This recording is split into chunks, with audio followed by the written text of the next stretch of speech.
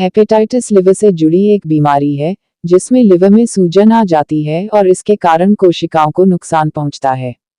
Hepatitis आमतौर पर viral infection के कारण होने वाली समस्या है। हालांकि अत्यधिक अल्कोहल लेने की आदत, टॉक्सिन, कुछ दवाएं, दूषित भोजन और पानी और किसी विशेष तरह की मेडिकल कंडीशन के कारण भी हेपेटाइटिस की समस्या हो सकती है। इस बीमारी के कई वेरिएंट्स हैं जैसे ए, बी, सी, डी और ई। लेकिन हेपेटाइटिस बी को बेहद खतरनाक माना जाता है। हेपेटाइटिस बी में वायरस के कारण लिवर में संक्रमण हो जाता है। लापरवाही करने पर लिवर खराब होने और लिवर कैंसर होने का भी रिस्क रहता है। हर साल इस बीमारी के प्रति लोगों को जागरूक करने के लिए 28 जुलाई को वर्ल्ड हेपेटाइटिस डे मनाया जाता है। जाने इस दिन का महत्व, इतिहास, थीम व अन्य जरूरी जानकारी। आज इस दिवस पर हमारे साथ है रियस हॉस्पिटल के सुप्रसिद्ध डॉक्टर, गैस्ट्रोएंट्रोलॉजिस्ट और हेपेटोलॉजिस्ट डॉक्टर दीपेश शर्मा, जिन्होंने हेपेटाइटिस दिवस पर जानकारी दी।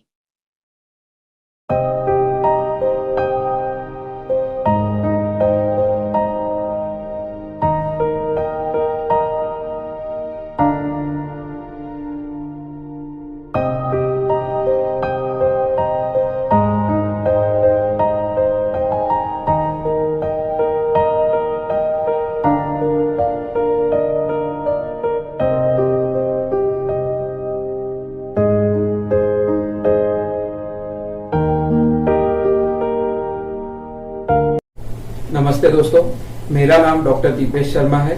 मैं गैस्ट्रोएंटरोलॉजिस्ट एंड हेपेटोलॉजिस्ट हूँ और aureus institute of medical sciences Nagpur में कार्यरत हूँ। दोस्तों, 28 जुलाई को हर साल हम हेपेटाइटिस अवेयरनेस डे के रूप में मनाते हैं। दोस्तों, हेपेटाइटिस है क्या? हेपेटाइटिस ये एक वायरल इन्फेक्शन है जिसमें विभिन्न प्रकार के वायरल इन्फेक्शन से पेशेंट को हेपेटाइटिस होता है। अब ये कौन कौन से वायरसेस है? ये 5 डिफरेंट टाइप्स ऑफ वायरसेस है जिसमें hepatitis A, hepatitis B, hepatitis C, hepatitis D and hepatitis E, ऐसे 5 डिफरेंट टाइप के वायरसेस है जिससे हेपेटाइटिस लोगों को होता है। हेपेटाइटिस का बर्डन हमारे इंडिया में लगभग 3 से 5 करोड़ लोगों के बीच में लोगों को हेपेटाइटिस नाम की बीमारी हमारे इंडिया में है, जिसमें लगभग 25% लोगों को सिर्फ हेपेटाइटिस बी नाम का इन्फेक्शन है। अब हेपेटाइटिस ये विभिन्न प्रकार के हेपेटाइटिस डिफरेंट टाइप से ट्रांसमिट होते हैं, जिसमें हेपेटाइटिस ए और हेपेटाइटिस ई ये दूषित वाटर यानी पानी और दूषित फीको ऑरल रूट से ट्रांसमिट होने वाला हेपेटाइटिस है। Hepatitis B, C and hepatitis D ये पैरेंटल रूट यानी ब्लड और ब्लड प्रोडक्ट से ट्रांसमिट होने वाले हेपेटाइटिस है। दोस्तों, हेपेटाइटिस से विभिन्न प्रकार के सिम्टम्स मिलते हैं। ये एक्यूट और क्रॉनिक ऐसे 2 फेज में डिवाइड करते हैं। एक्यूट फेज में जैसे पीलिया, हाथ पैर में कमजोरी, आंखों में और यूरिन में पीलापन आना, बुखार, उसी तरह ये जो सिम्टम्स है ये एक्यूट फेज में होने वाले सिम्टम्स है। इसके साथ में ही अगर पेशेंट को हेपेटाइटिस ए और ई नाम के इन्फेक्शन है तो इनको बार बार वॉमिटिंग होना और लूज मोशन होना, ये भी सिम्टम्स मिलते हैं। क्रॉनिक फेज में जनरली जो हेपेटाइटिस है उसमें हेपेटाइटिस बी और सी के जो इन्फेक्शन है कॉमन है। इसमें पेशेंट को धीरे धीरे हेपेटाइटिस के कारण लीवर कमजोर हो जाता है, उनको लिवर सिरोसिस हो जाता है, जिसके कारण पेशेंट के पेट में पानी भरना, पैरों में सूजन आना, पीलिया होना, खून की उल्टी होना, मल रास्ते से ब्लड आना, उसी तरह कोमा में पेशेंट चले जाना, किडनी फेलियर हो जाना और फेफड़ों में पानी भर जाना आदि सिम्टम्स होते हैं। अब ये हेपेटाइटिस ट्रांसमिट कैसे होते हैं? जैसे मैंने आपको बताया है, हेपेटाइटिस ए और ई ये फीको ओरल यानी दूषित वाटर से ट्रांसमिट होते हैं।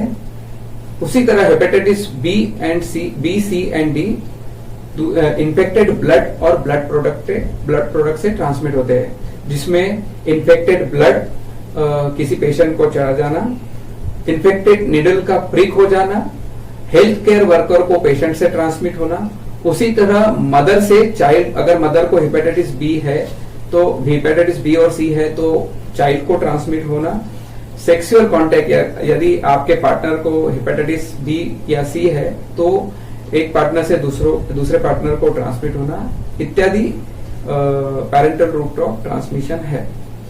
अब इनको प्रिवेंट कैसे किया जाए? दोस्तों, हेपेटाइटिस बी नाम के इन्फेक्शन का वैक्सीन अवेलेबल है। अगर कोई पर्सन हाई रिस्क है, जैसे वो हॉस्पिटल में काम करता है या मेडिकल से रिलेटेड कोई वर्क करता है, तो उसका ईयरली रेगुलर चेकिंग करना और जो हेपेटाइटिस बी का वैक्सीनेशन करना, ये एक इम्पॉर्टेंट है। उसी तरह हाई रिस्क बिहेवियर, जैसे सेक्सुअल कॉन्टैक्ट्स जो ये है अवॉइड करना, हाई रिस्क एक्सपोजर अवॉइड करना, उसी तरह हाई रिस्क ड्रग बिहेवियर को भी अवॉइड करना, इन्फेक्टेड ब्लड और ब्लड प्रोडक्ट ट्रांसमिट करने से बचने की कोशिश करना, ये हेपेटाइटिस बी और सी को ट्रांसमिट करने से प्रिवेंट करने के कुछ उपाय है। अब इससे रिलेटेड इन सब बीमारियों के ट्रीटमेंट में क्या है? जनरली हेपेटाइटिस ए और ई सेल्फ लिमिटिंग बीमारी है। कुछ समय के बाद में धीरे धीरे वायरल इन्फेक्शन बॉडी में एंटीबॉडी बनते हैं और वायरल इन्फेक्शन क्लियर होता है। 1% लोगों में इसके कारण कॉम्प्लिकेशन होते हैं और डेथ होने का रिस्क होता है। हेपेटाइटिस बी सी ये क्रॉनिक बीमारियां हैं। लगभग 60 से 70% पेशेंट को जब हेपेटाइटिस बी होता है तो वो क्रॉनिक में कन्वर्ट हो जाता है, जिससे धीरे धीरे ये हेपेटाइटिस बी वायरस लीवर को डैमेज करने लगते हैं और over the period of time ये पेशेंट को लिवर सिरोसिस हो जाता है, जिससे लीवर उनका सूख जाता है। और इन पेशेंट को सिम्टम जैसे मैंने बताए थे, पेट में पानी भरना, पैर में सूजन आना, खून की उल्टियां होना, ये सारे सिम्टम्स होते हैं। कुछ पेशेंट को over the period of time liver का कैंसर भी होने का रिस्क होता है। तो दोस्तों, ये मेरे तरफ से हेपेटाइटिस के बारे में कुछ जानकारियां थी। मेरी आप सबसे रिक्वेस्ट है, आपके आसपास जितने भी लोग हैं उनको ये सारी चीजें बताएं, क्योंकि हम सबके सहयोग से ही हम हेपेटाइटिस को कंट्रोल में ला सकते हैं। उसी तरह अगर घर में किसी का वैक्सीनेशन नहीं हुआ है तो हेपेटाइटिस बी से रिलेटेड इन्फेक्शन के लिए सब वैक्सीनेशन कीजिए। आप सभी स्वस्थ रहे, खुश रहे। दोस्तों, हेपेटाइटिस में होता क्या है? हेपेटाइटिस बी और सी के वायरस जब ये हमारे शरीर में एंट्री करते हैं तो ये ब्लड के रास्ते से लीवर में जाके बैठ जाते हैं। हेपेटाइटिस बी का वायरस मैक्सिमम लोगों में लीवर में जाके लीवर के सेल में, जिनको हेपेटोसाइट्स बोलते हैं, उसमें एंट्री करके वहां बस जाता है और धीरे धीरे ये लीवर को डैमेज करने लगता है। जब डैमेज, बहुत से मरीजों को ये पता ही नहीं चलता कि उनको हेपेटाइटिस बी नाम का वायरस है या हेपेटाइटिस सी नाम का वायरस है, लेकिन ये बहुत ज्यादा डैमेज जब कर देता है उसके बाद में उनको पता चलता है। लेकिन जब तक काफी हद तक लोगों का लीवर डैमेज हो जाता है और डैमेज होने के बाद में लिवर सिरोसिस नाम का एक बीमारी होता है, जिससे आगे चल के लीवर कैंसर भी हो सकता है।